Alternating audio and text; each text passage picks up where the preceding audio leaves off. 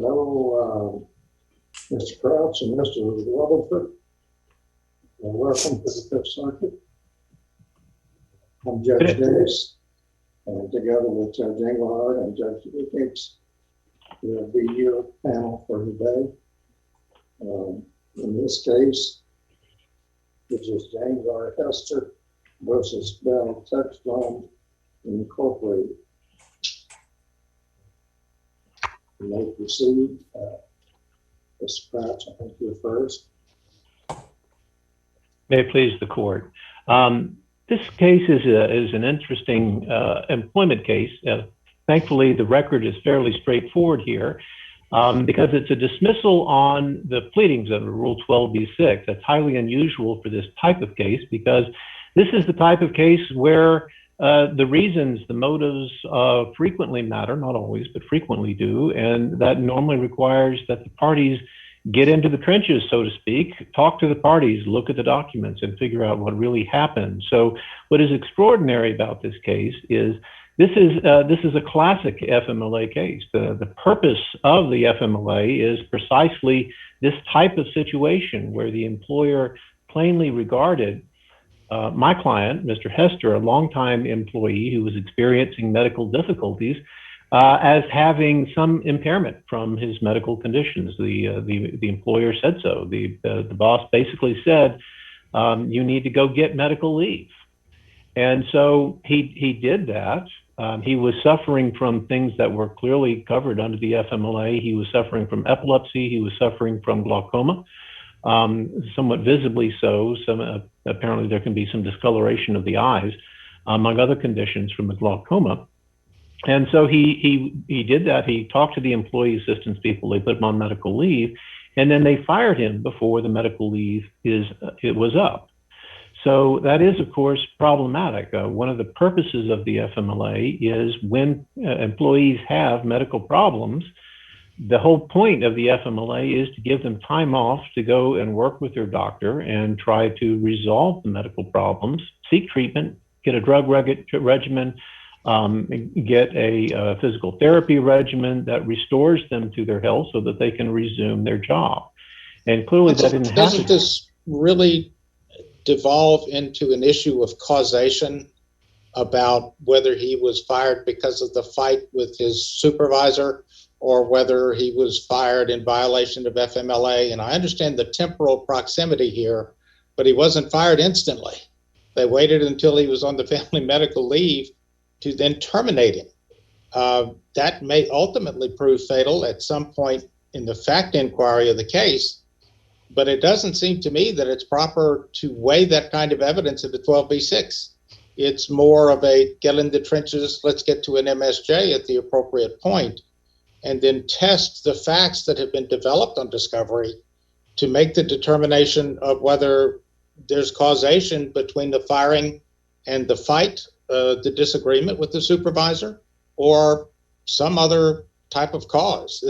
It doesn't seem appropriate to me that this is a 12b-6 weighing of evidence, which is prohibited, actually. It was not converted to a Rule 56.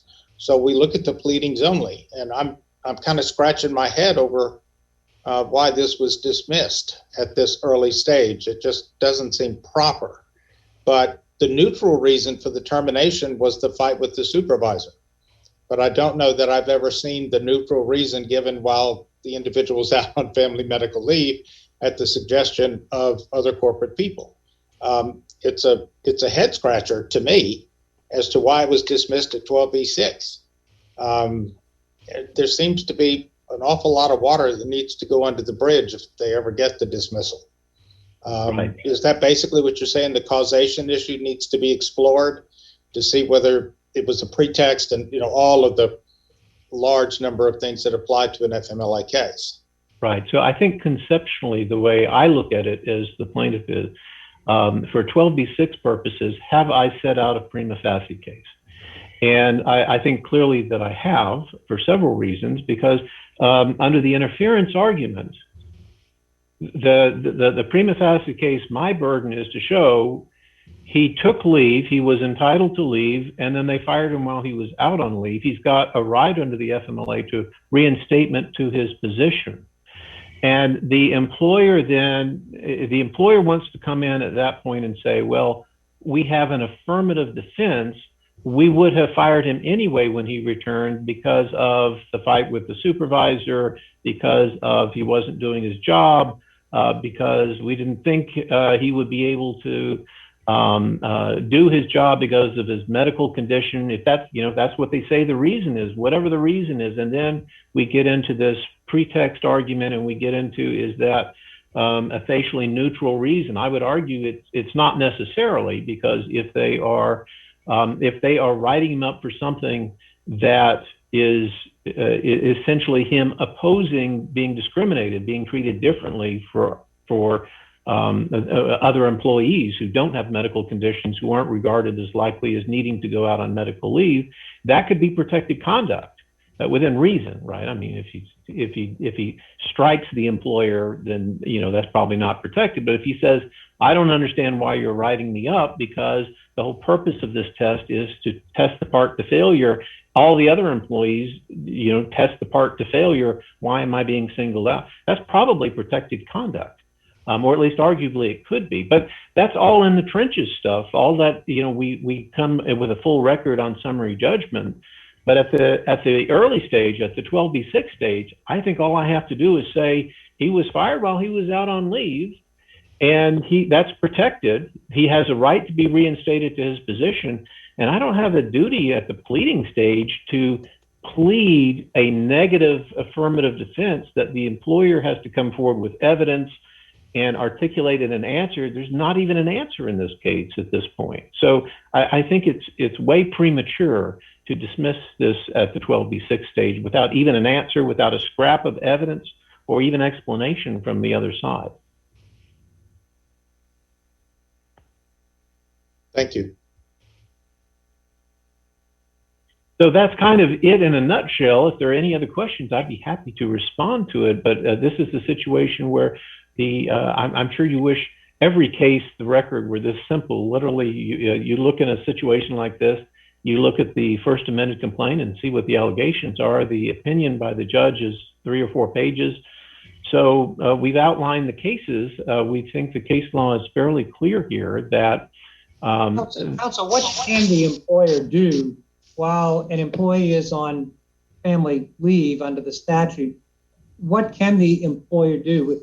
Can the employer advise the employee that he will be paid, they will honor all of the leave time, but that on the day he comes back, there is no more job for him? Would that in and of itself be a violation, or is the employer completely frozen out of any type of negative adverse action against an employee while the employee's out?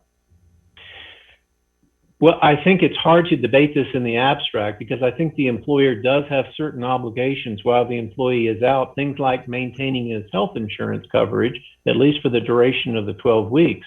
If this were a situation where there was a plant closing, because of COVID, the entire shop is closed down, then the employer would set up an argument that you would have lost your job anyway. We wouldn't have reinstated you because the whole plant shut down and half the workforce was laid off. But that's an affirmative defense, right? Well, I didn't mean it to be so much in the abstract as focusing on paragraph 4.06 of your amended complaint. It says plaintiff called MetLife Insurance after the call in which he was advised he was terminated. And they informed plaintiff that he still had 5.4 weeks of FMLA in the year to care for his wife and for his own medical needs, and an additional 12 weeks in the coming year. So I guess getting back to my question, maybe putting a little finer point on it, if they, and I realize that your complaint, which is the only operative pleading here, says that he was terminated by telephone on December 6, 2018, but he got all the benefit of the FMLA through the 12 weeks that he was entitled to. Is that correct? That is not what we're alleging. What we're alleging is Normally, this kind of decision happens at the expiration of the FMLA leave. Okay. What makes this case unusual is they fired him while he was out on FMLA leave. So that presupposes they didn't reinstate him in the middle of the leave. That presupposes they would not have reinstated him at the end of the leave. And either way is unlawful under the Act. I think he had shown up on the very first day that he was expected back, and they then advised him, hey, look, we've been looking at all of this. That's what happened prior to your leave. And we've just decided that we no longer wish to have you as an employee. That would be in the clear. Is that based on your understanding? That's typically going to be a fact question, right? Right. So this played out very instructively in the Nero case. The company said, well, we made the decision to replace you as the plant manager before you had the heart attack. And so we couldn't have factored in the FMLA leave that you took when you had the heart attack, but before we told you we were going to fire you. And therefore we couldn't have discriminated against you. You would have lost your job anyway. So that was their argument. The jury said, well, wait a minute, because the employee said, not so fast. They found some discrepancies in the documentation, that maybe the documentation had been altered and maybe they hadn't made the decision until after the heart attack, and that the jury verdict in that case was upheld. They said there's a disputed fact issue as to whether or not you made the decision after the heart attack. If you made the decision after the heart attack and the FMLA leave, then using the FMLA leave, that could have been one of the factors in the termination, and therefore the verdict was upheld. So it all gets into the facts.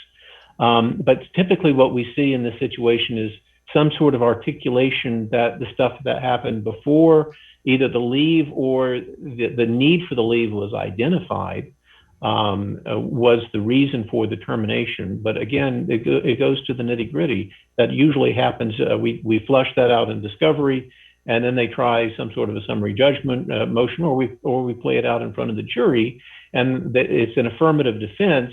Would the employer have fired them anyway, regardless of the FMLA leave? But never, almost never, does this play out on a 12b6 motion. The fact that they didn't hire him back after what is clearly an FMLA leave, a protected leave, that's just a per se violation. That's the whole point of the statute. You have 12 weeks, go to the doctor, try and get this stuff figured out, and then come back to us.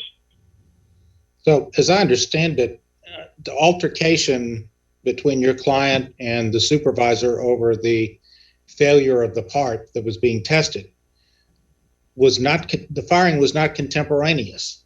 So you have the temporal proximity of the event, and then the FMLA leave, and then the firing in that sequence. Now, what the actual dates are, I don't know, but it looks like that you've plausibly alleged interference with his FMLA leave in that timeline that I just illustrated. Whether it ends up being sustained or proved or whatever in later motion practice is currently unknown, but it seems to me it's a plausible interference with his rights under FMLA, even though, as Judge Engelhardt said, he got all of his leave that he was entitled to under FMLA. When I first read this and I saw that he was fired while he was out on leave, it's like waving a red flag. There's something amiss here. I wonder what it is. But that's a fact inquiry. It's not an inquiry as a matter of law on a 12b6, as I understand your argument. Is that correct? It is. And just to clarify, he was fired during the middle of his leave. This is not a situation where he used the 12 weeks, comes back at the end of the 12 weeks, and they said, we're letting you go because of this other reason. He was fired in the middle of his leave. And basically, as I understand the comments from the boss had identified he had the serious health condition, and he basically says, go out on leave and fix the health condition. And so that there's some causal, something is going on with the linkage between the serious health condition and the need to let medical leave and the termination in the middle of the medical leave before the health condition had been fully addressed. So it looks like a causal connection to me. Again, this is something that is typically flushed out in the discovery process. We look at the documents, we talk to the witnesses, And then we revisit this sort of thing typically at a summary judgment stage, but never, ever at a motion to dismiss when there's a clear violation of the right to be restored to the job. Thank you. Thank you. Are there any other questions? I think my 15 minutes are about up here. Yes, that's it. Thank you, Mr. Kraft, Mr. Rutherford. What do you have to say about it?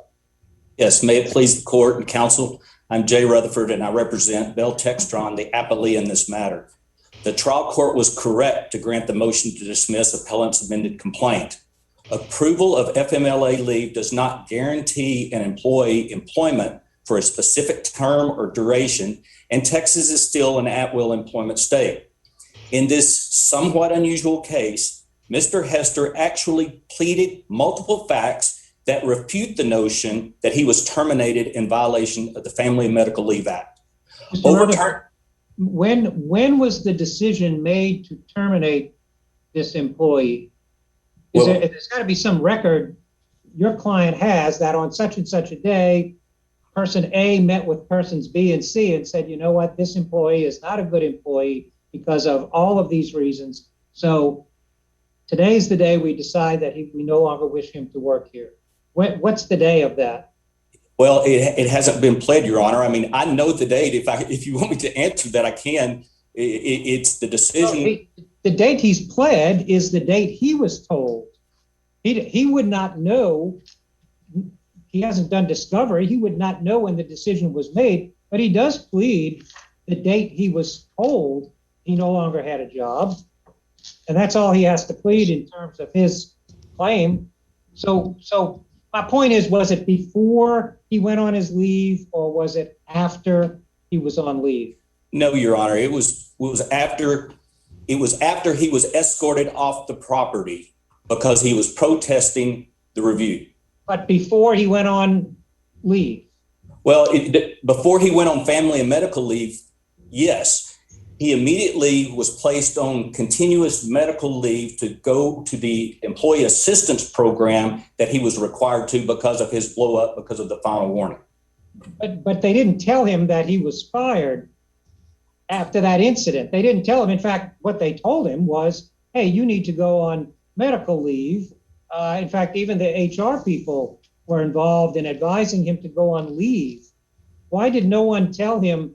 The complaint lays out a timeline, and I guess it's a little confusing that if you're telling us that the employer decided to terminate him, told him to go on leave, let him go on leave for at least half of the time he was entitled to, and then call him up while he's on leave and actually execute the termination. That seems a little, just in terms of pleading, just in terms of the amended complaint, that seems to fly in the face of the statute. Well, Your Honor, I don't think it does. If you look at the statute and the regulations and the way that they are worded, they're crystal clear that the employee has to plead entitlement to the job. And in this particular place, he hasn't pled that he was entitled to the job, and a reasonable inference from the facts in the complaint are such that it was more likely he was terminated because of his conduct and his performance that he pled and not the leave. I agree that this is an unusual case because of the facts that have been pled. Here, Mr. Hester has actually pleaded facts that he had poor performance issues, had a bad review, had a final written warning, and then protested that final written warning so much that he was escorted off the property. And then he has also pled facts that show that Bell tried to help Mr. Hester out by suggesting that he take short-term disability, by suggesting that he go through this employee assistance program, and even suggesting that he go on this continuous medical leave and giving him the family and medical leave. But the family and medical leave does not prohibit or tie up an employer's hands and make it a strict liability case where you can never, ever terminate somebody on family and medical leave. And because of the facts in this case that show the poor conduct, the poor performance of the employee, and also show that Bell was trying to help him, why would they try to help him and help him get leave and then turn around and fire him? It's real similar to what this court's precedent is in a same actor defense, where if somebody hires somebody that's in a protected category, they don't turn around and fire. There's a presumption that they don't turn around and fire that person just because of the protected category. If somebody's over 40 and you hire them when they're over 40 and I make the decision to fire them when they're 45, there's the presumption that I didn't intend to discriminate because of the age. And the law is quite clear that it's not a strict liability statute. You shouldn't have a strict liability statute based on this court's decision in Shirley that made it crystal clear that it's not strict liability. Shirley also made it clear that the FMLA does not expand rights past those within the statute. And you've got it's a summary judgment case, though, isn't it? Yes, I agree. But in this particular case, the facts that have been pled are so unique to this particular case that the judge could make a reasonable inference that it was more likely that the reason was termination because of the conduct and performance that the plaintiff pled, especially when the only evidence, the only link that the plaintiff pled in this particular case was the timing of the termination. There's no other evidence of that. He talks about the medical condition, but he didn't have an ADA claim. He talks about the fact that he had grand mal seizures, but it was 14 months after his last grand mal seizure before he got the bad performance review, and 18 months after he was terminated. So because of the facts that are actually pled in this case, and no entitlement is pled, entitlement to a job, this was ripe for a motion to dismiss. All of what you allege are fact-based inquiries that need to be fleshed out in the record. Have you even filed an answer? You're still operating purely on the motion for 12B6. You're correct, Honor. No answer has been filed. And I would say typically, in a typical scenario, you would be absolutely right. But here, facts pled by the plaintiff are taken as true. And the court took the facts pled by the plaintiff and saw no causal link between his leave and his termination. So your contention is merely that Bell-Textron, that firing him during his family medical leave was simply bad form without potential consequences. And that those consequences, because they're causally related or unrelated, don't know at this point, but the timing on its face appears to be suspect, deserving of more information and to go further down the road, which ultimately may be fatal to the plaintiff's claim, but may be of the type that should be investigated and the subject of discovery in such unique circumstances. The uniqueness of the circumstances concerns me. If it were a garden variety vanilla sort of thing where a 12B6 is easily identifiable as failure to state a claim upon which relief can be granted, that makes my job easy. But I don't know of many instances, and I sit on the district bench, I'm by designation today, where I've seen an employer in employment cases fire somebody while they're out on medical leave. And the issue is that just bad form?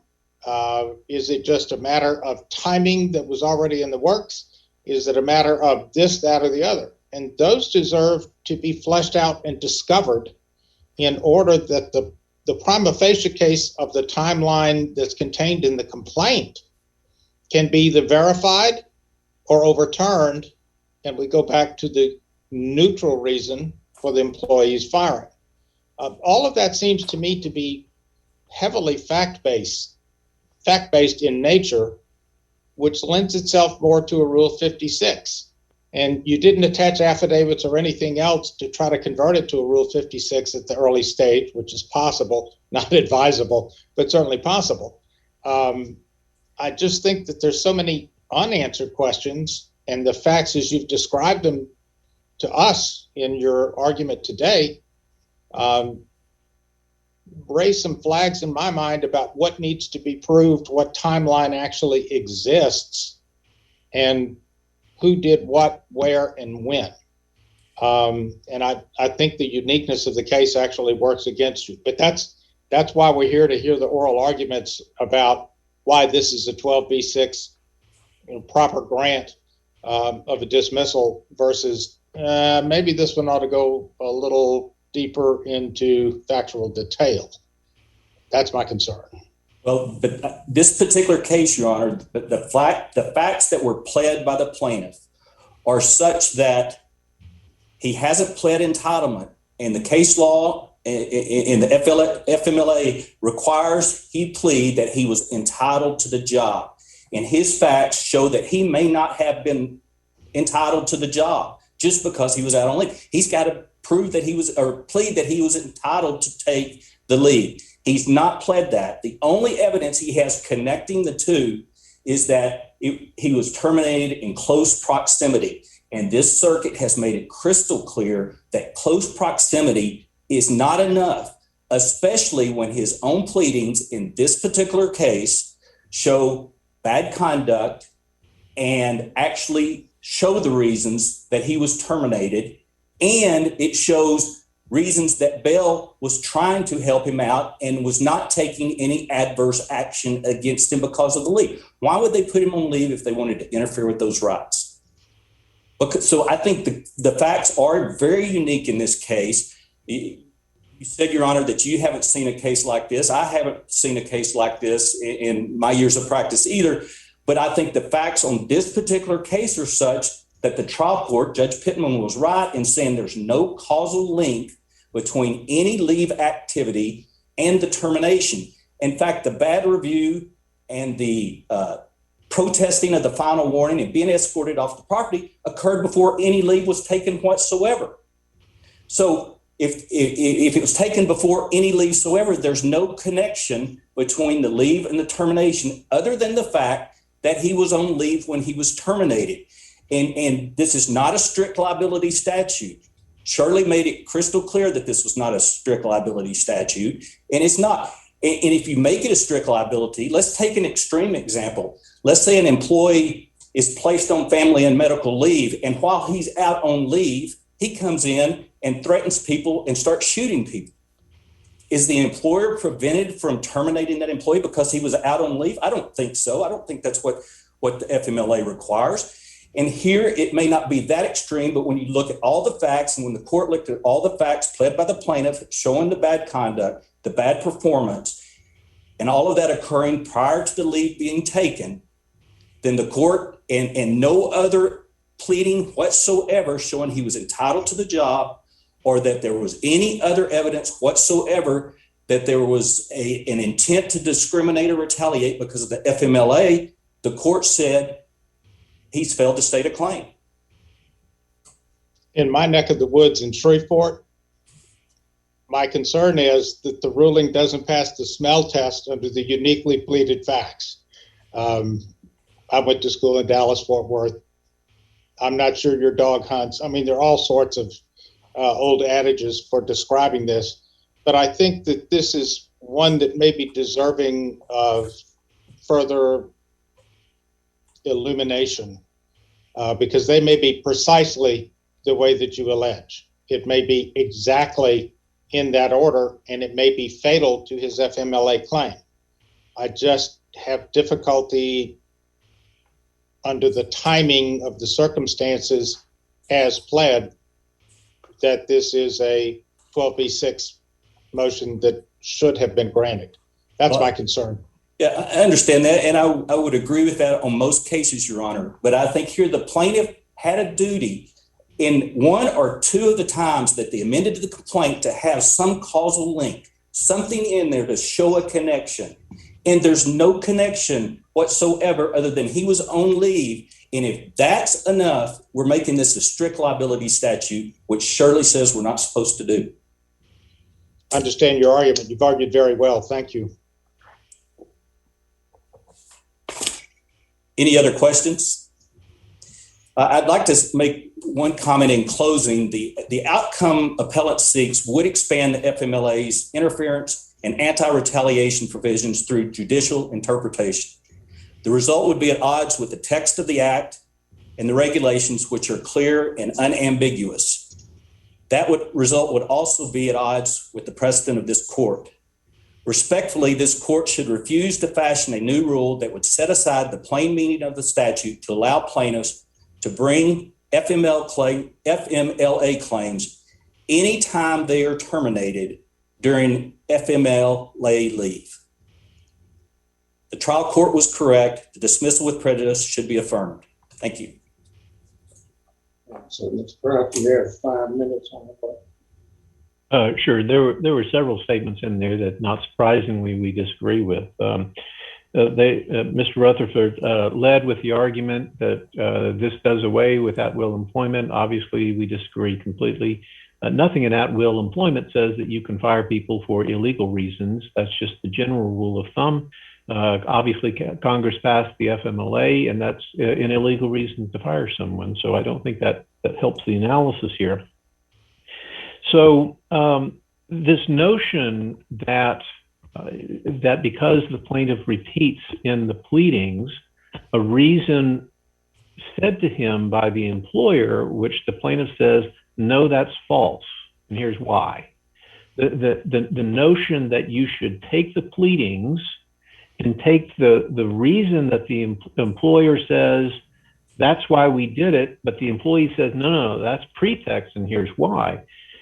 Taking the employer's version written out in the complaint as gospel truth without making the employer articulate it in an answer subject to the restrictions of Rule 11, the duties of Rule 11, without making them come forward with an affidavit, without making them produce any documents, the sorts of things that would be required under a Rule 56 motion. It's contrary to the greater jurisprudence of employment law. I mean, typically the way this works is, except in the direct evidence cases, where the employer just tells them the illegal reason.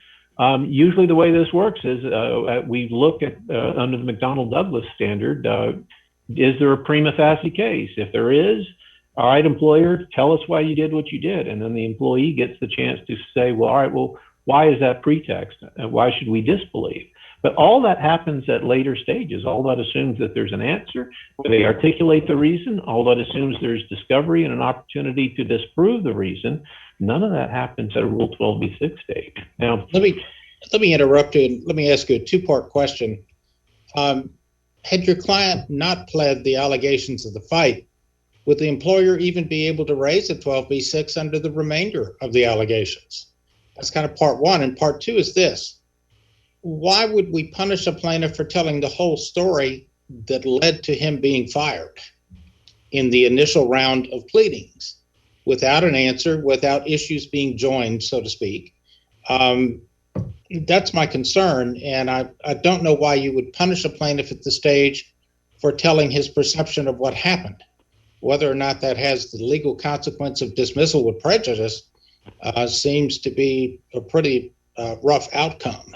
But could you address that? I mean, if you had just done basic Iqbal and Twombly notice type pleading that's required now without pleading the fight, I'm not sure we'd be here, because it would raise enough issues to get past this stage. Exactly. So I think it's not a good precedent to set to try and tell plaintiffs don't even plead this stuff because it might be used against you.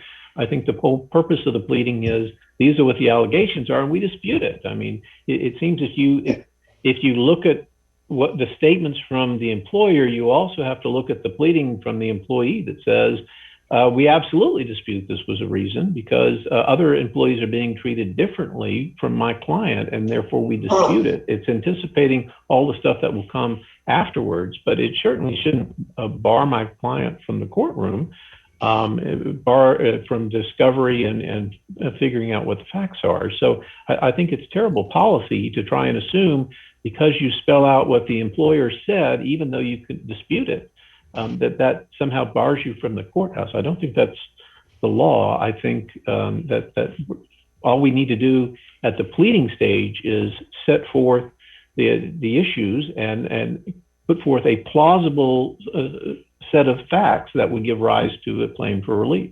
Firing him while he was out on leave sets up a plausible violation of the FMLA. That doesn't prevent the employer from coming in and saying, well, wait, we have an affirmative defense. The reason was because he argued with his boss about it. But even if they come in without reason, that's not the end of the inquiry. There's a fact dispute. Was that the real reason? There is a legal dispute. If my client was opposing discriminatory treatment, is pointing to that as the reason for the termination, is that in itself protected conduct? It sure might be, but we need to get some discovery and talk to the witnesses and look at the documents to figure all that out. Thank you very much. Thank you for your attention. This case will be taken under advisement, and we'll call the final case for the day.